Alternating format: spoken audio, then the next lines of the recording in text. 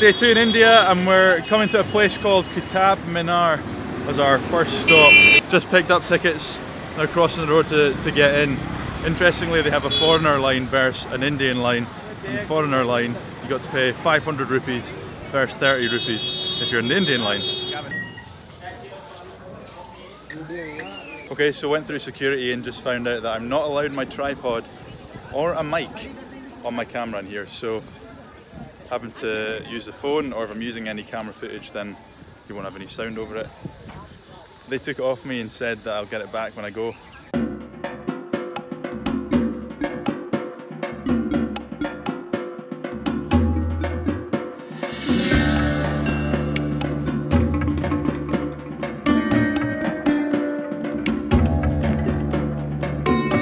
So the Qutab Minar that you can see behind me here is super impressive. It's 73 meters from the bottom to the top, 379 steps if you want to go to the top. I don't think you actually can though. I don't think you can pay to go up.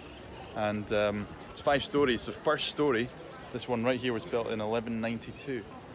This building here behind me is actually an old college. In 1200s it was built, and is also now used as a tomb. But everything that I'm seeing here, like the building behind me and all the ruins over there, literally just looks like it could be something in Disney, like a film set or something. It's like just amazing.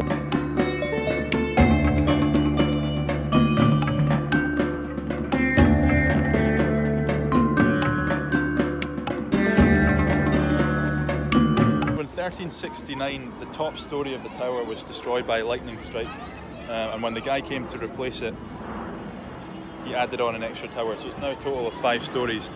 The one that got destroyed was the 4th story. One of my favourite things about coming to a place like this is just trying to imagine what it would have been like when it was fully functioning. So back in what, the 1200s, 1300s, whenever this place was built and running properly. It's absolutely stunning, and you always just wonder what it would have been like. I mean, take a look at just the detail in the rock on this. I think must have been a massive entrance to something.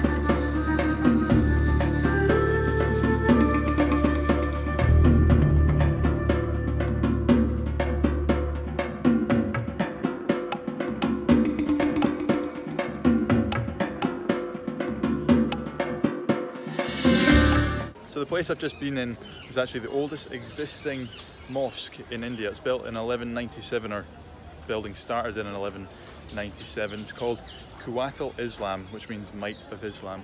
So quite a significant piece of history right there. We're just about to head. I went and asked them for my tripod back, and they gave it back. So I don't know if you can see it here. This is absolute chaos. Hey, I'm Manu! Manu! Hey, Manu!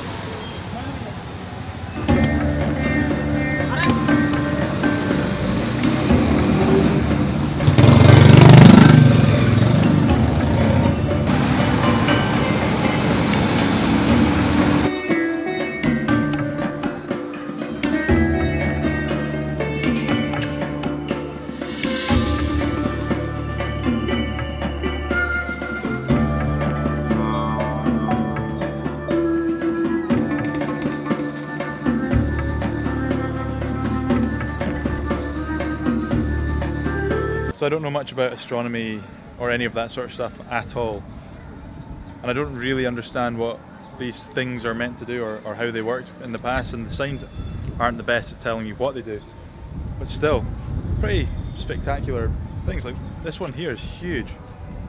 You can't unfortunately walk up those steps, but I'd love to walk up the steps at the top and get a picture. That would look pretty cool.